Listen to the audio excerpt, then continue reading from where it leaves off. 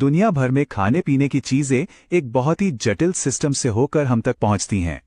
पर हम ये भरोसा कैसे करें कि जो हम खा रहे हैं वो वाकई में सेफ है? तो चलिए आज BRCGS को समझते हैं, वो ग्लोबल स्टैंडर्ड जो हमारी फूड सेफ्टी को सुनिश्चित करता है।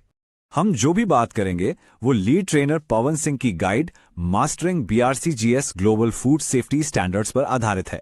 अगर और जानकारी चाहिए तो आप 8141824876 पर संपर्क कर सकते हैं। तो चलिए इस इंटरनेशनल लेवल पर मान्यता प्राप्त सिस्टम के जो कोर कॉन्सेप्ट्स हैं उन्हें एक एक करके समझते हैं कि ये कैसे दुनिया भर के कस्टमर्स को बचाता है। देखिए, BRCGS स्टैंडर्ड को आप एक ऑपरेशनल शील्ड यानी एक तरह की मजबूत ढाल की तरह सोच सकते हैं। ये सिर्फ कोई रूल बुक नहीं है बल्कि एक एक्टिव डिफेंस सिस्टम है। इसके 4 पिलर्स हैं: प्रोडक्ट की सेफ्टी, कानूनी मान्यता, क्वालिटी और ऑपरेशनल कंट्रोल। ये सब मिलकर एक ऐसी सुरक्षा बनाते हैं जो हर तरह के खतरे को रोकती है। तो इस बातचीत में हम मिलकर फूड सेफ्टी का एक किला बनाएंगे। हम इसकी नींव से शुरू करेंगे, फिर इसके नक्शे, दीवारें, अंदर की तिजोरियों और आखिर में इसे चलाने वाले पावरफुल इंजन को भी समझेंगे। तो ये जो पूरा फूड सेफ्टी का इकोसिस्टम है उसे यही 5 मजबूत पिलर संभालते हैं। अब हम इन पिलर्स को एक एक करके बिल्कुल जमीन से ऊपर तक बनाएंगे ताकि हम समझ सकें कि ये मजबूत सिस्टम आखिर काम कैसे करता है। किसी भी मजबूत इमारत की शुरुआत हमेशा उसकी नींव से होती है। फूड सेफ्टी के इस किले में यह नींव है सीनियर मैनेजमेंट का पूरा कमिटमेंट। अगर यह नींव ही कमजोर निकली तो पूरी इमारत ढह सकती है। और इस नींव के 5 बहुत जरूरी हिस्से हैं: एकदम साफ पॉलिसी, एक मजबूत ऑर्गेनाइजेशनल स्ट्रक्चर, लगातार निगरानी, सही जगह पर इन्वेस्टमेंट और सबसे जरूरी सेफ्टी का एक कल्चर बनाना, क्योंकि सेफ्टी की शुरुआत हमेशा किसी भी कंपनी में ऊपर से ही होती है। तो अब जब नींव मजबूत है तो चलिए दूसरे पिलर पे चलते हैं, आर्किटेक्चरल प्लान। फूड सेफ्टी में ये प्लान है HACCP सिस्टम, यानी hazard analysis and critical control points. आसान भाषा में कहें तो ये खतरों को पहचानने और उन्हें कंट्रोल करने का एक बहुत ही सिस्टमैटिक तरीका है।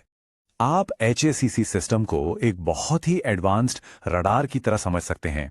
यह लगातार 4 बड़े खतरों पर नजर रखता है: बायोलॉजिकल, केमिकल, फिजिकल और अलर्जन। और खतरा एक असली प्रॉब्लम बने उससे पहले ही उसे पहचान लेता है। खतरों की पहचान होने के बाद यह 5 स्टेप वाला प्रोसेस उन्हें बेअसर कर देता है।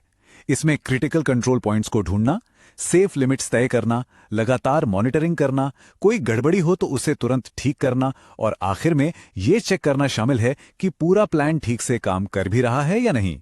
यह एक एक्टिव, हमेशा चलने वाला सेफ्टी सिस्टम है। ब्लूप्रिंट तो तैयार है, तो अब असली किला बनाने का समय आ गया है। ये हमारा तीसरा पिलर है जो फिजिकल साइट और उसके सेफ्टी फर्स्ट डिजाइन पर फोकस करता है।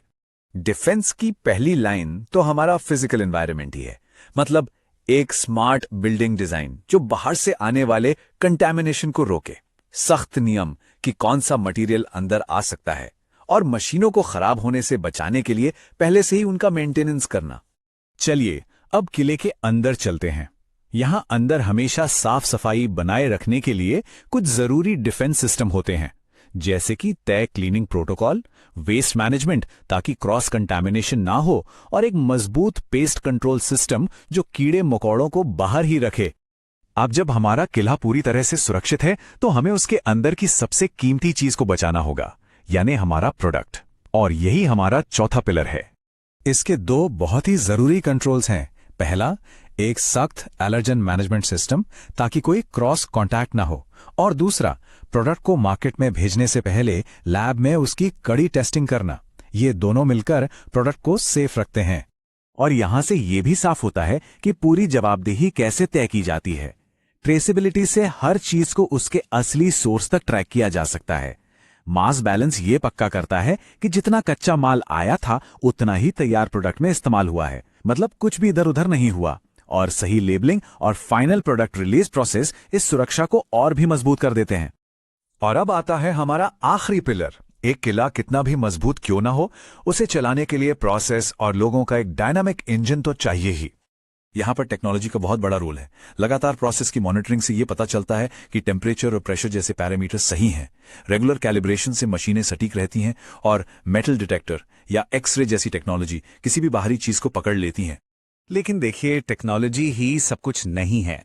आखिर में सेफ्टी का सबसे मजबूत पिलर तो लोग ही हैं। पर्सनल हाइजीन के कड़े नियम, खास तरह के प्रोटेक्टिव कपड़े और लगातार ट्रेनिंग से ये पक्का होता है कि हर कोई अपनी जिम्मेदारी को अच्छे से समझता है। तो हमने नींव रखी, प्लान बनाया और पूरा किला भी तैयार कर लिया।